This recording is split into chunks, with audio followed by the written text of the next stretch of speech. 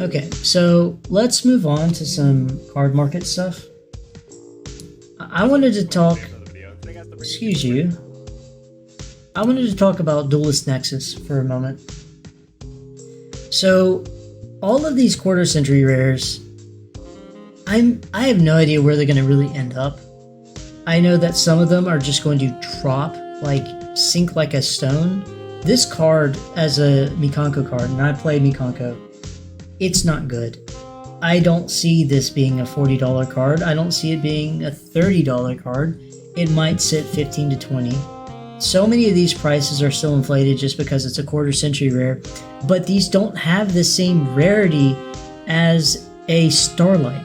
Starlights were like, I think, one Starlight in every 2 cases, where these are 1/4 century rare in every 2 to 3 boxes, which is essentially the difference between 1 in 3 and 1 in 24. And these are holding prices as if they were Starlights. It doesn't make any sense. Now, do I think they can be expensive? They can be a decent amount, but none of the ones that aren't just like highly like these, okay, sure. Even the E Pure Lenore, sure. I can see these staying up a bit.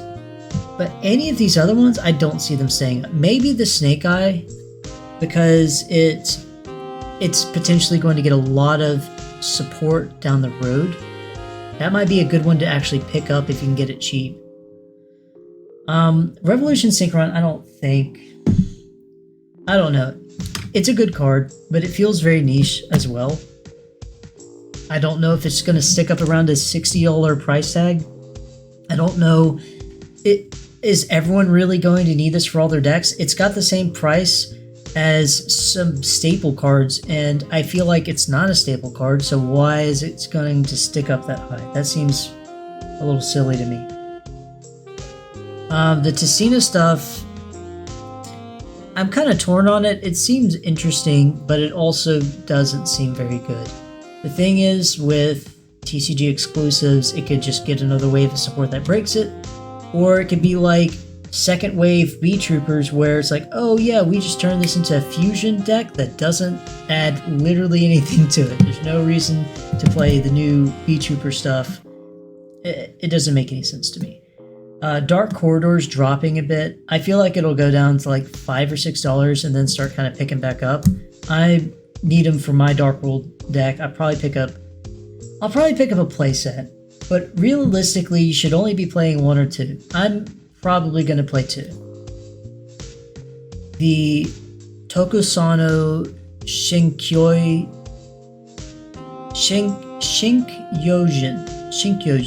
Tokusano Shinkyoujin.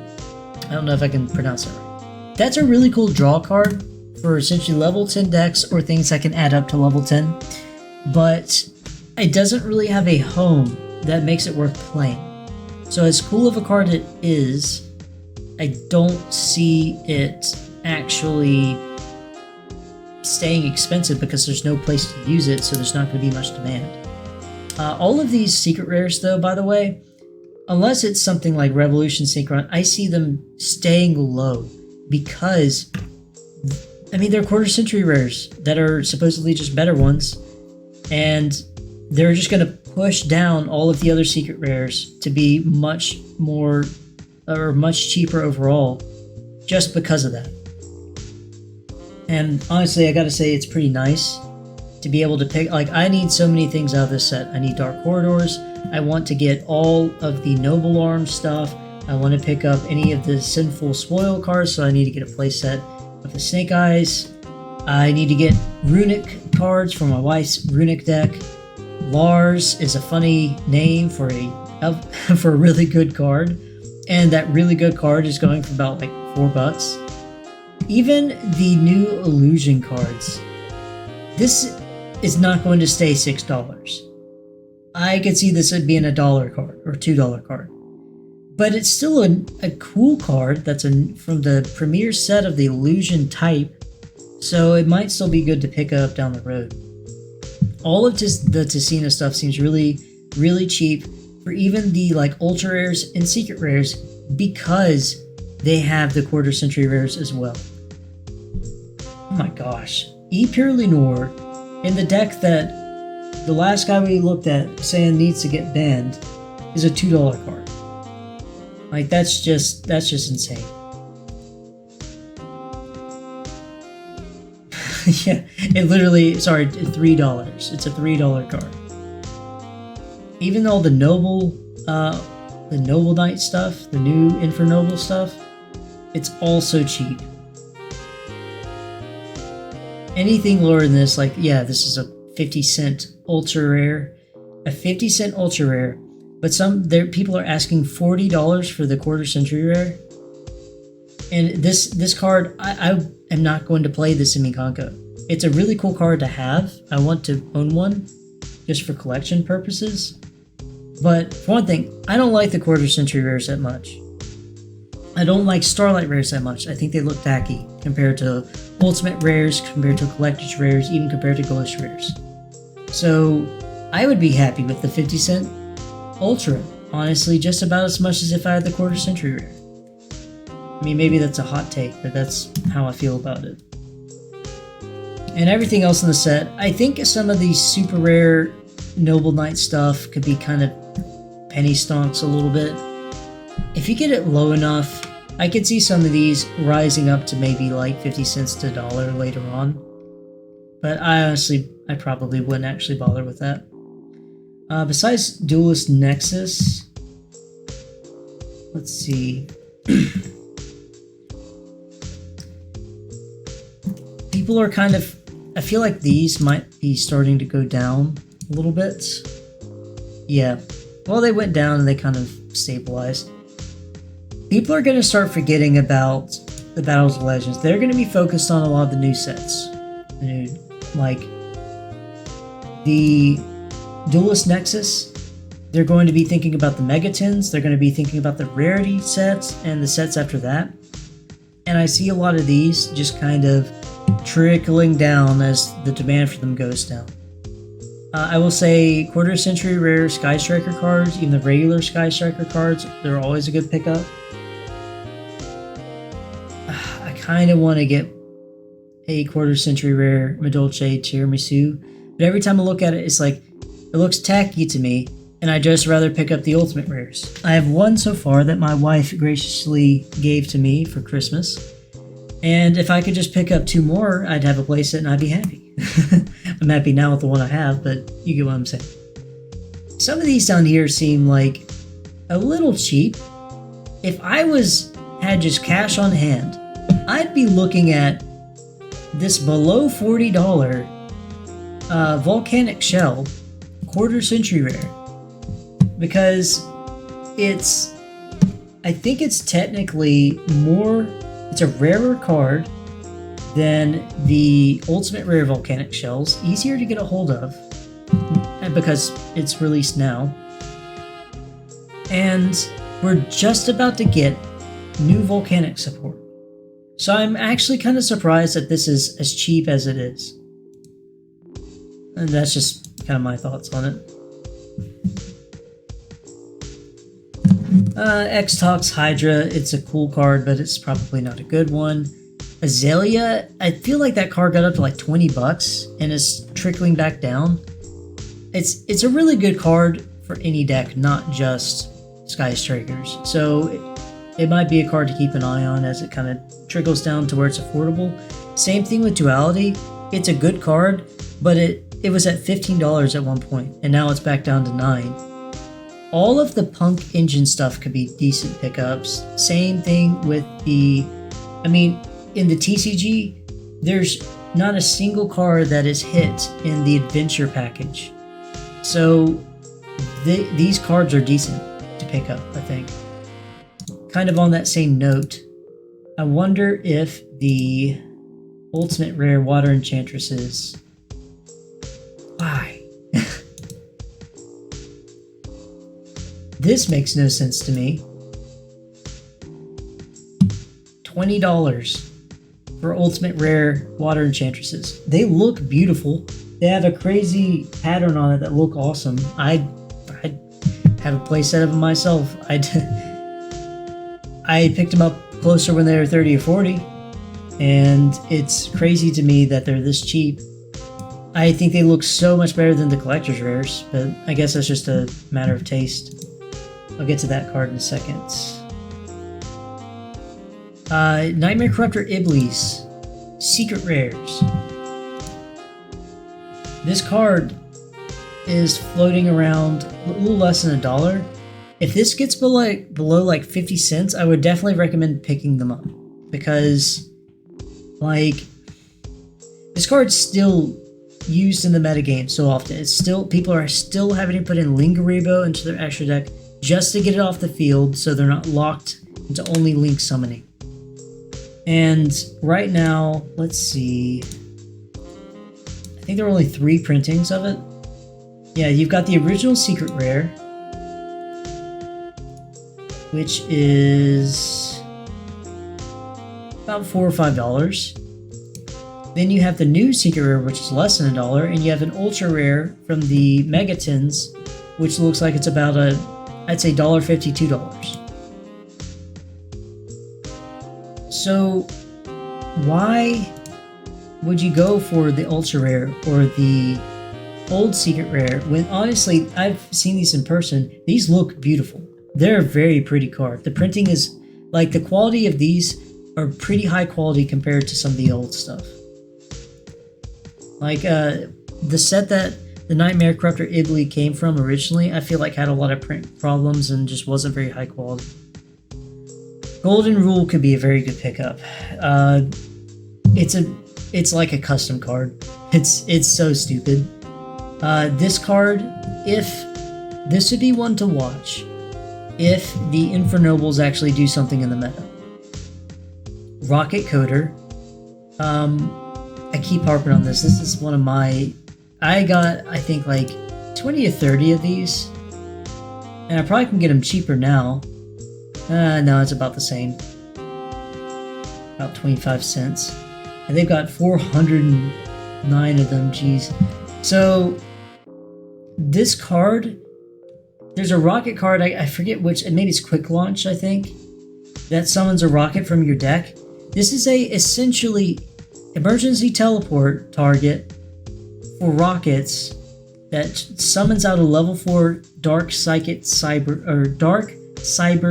level 4 monster that's also a coder or a rocket. And I'm just thinking this card will eventually get abused in some deck just for being able to special summon a level 4 from your deck with those stats. I think it could be a thing. It also could be used as link material for stuff from the hand. I mean, you could treat it as a dragon for a Boral. It just has a lot going on that makes it, I think, useful. Secret Rare Dantes that look very good. Secret Rare Queen Tiramisu's that look very good. This card needed a higher rarity printing that wasn't Ultimate Rare for so long. I remember when the commons Tiramisu's were like $12. And it was just ridiculous. Like, now we've got a Secret Rare printing that's 25 cents. The rest of the stuff is not necessarily the most worth talking about. Potentially the Ultra Rare Volcanic Shells, same reason as the Quarter Century. But there's so many, there's so many in printing right now that I don't know if it's worth trying to buy that out or really get a bunch of them.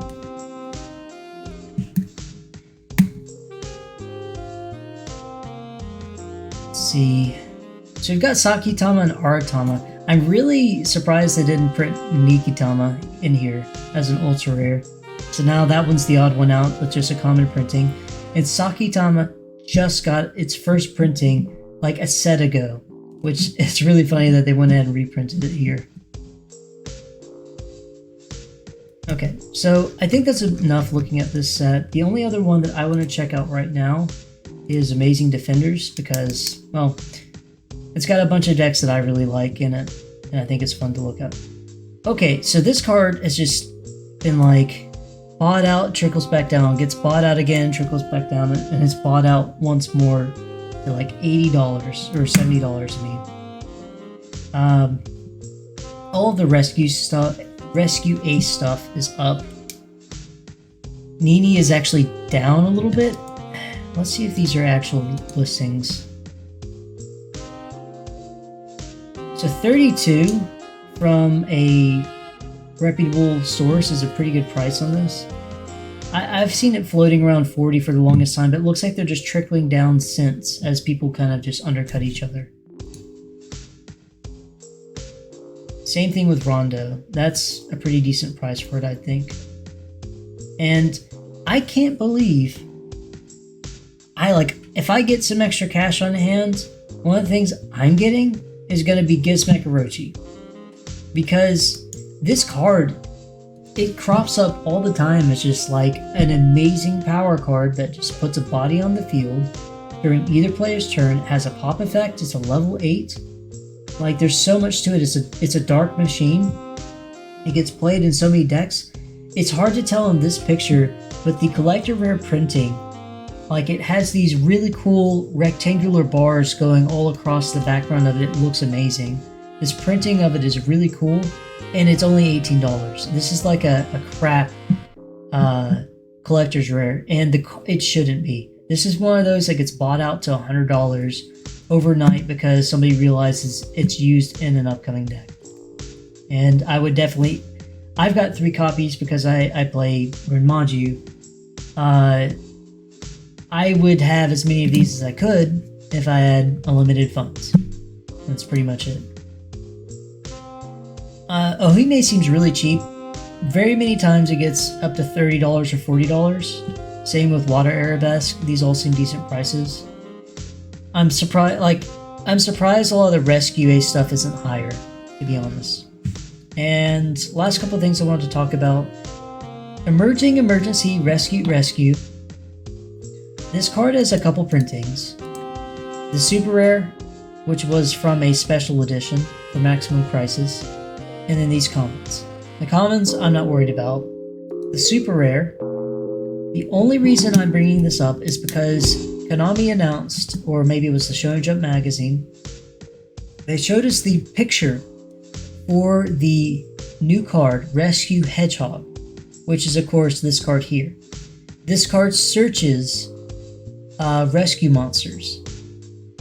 It's a searcher for rescue monsters. I'm not saying it's a good card necessarily, but if Rescue Hedgehog turns out to be good, this card will probably shoot up pretty high. And it's already been bought out to some degree. Like, just over the past little while, it went up. Like, I know we can look at quantities sold, and, you know, there's not too many quantities here, but when the announcement was made, and this was a little while back, you just had huge quantities moving, like all right here. I think the 18th is when the card was announced, that there would be Rescue Hedgehog. So you just had a bunch of quantities bought off the market all at once there, and it's kind of calmed down, and people are waiting to see what the card actually does. And I mean, it could go up a lot more. Maybe you want to get a playset if you like Beast decks or you like Rescue Archetype, things like that. Not Rescue Ace, the Rescue Archetype. So like, it still might be a good idea to pick up a little playset for, you know, a couple bucks, rather than wait till this is $7 a piece and you need a playset of it. It's a little different between $2 for playset and $22. Last card I wanted to just point out, which is funny. Garua Wings of Resonant Life is up. It's pretty high. It's about $30. It's in and around there somewhere. I don't really know how many, like why. I know it's a good card, but I kind of see this getting reprinted soon. I kind of see it in the Megatons, even if Pote isn't in the Megatons. I see it getting reprinted in a reprint set soon. I see something happening with this. If it misses all that, yeah, sure. I guess I can see it sticking up there. But it does seem really surprising to me that it's that expensive, and it's not used in too many of the top decks right now, except, well, I say that. It's a super poly target for Labyrinth, it's a super poly target for Branded, and it's also used in Dogmatica variants of Branded as a target for, some different things. Overall, I don't see this price holding. So maybe if you have them, it's a good time to sell them.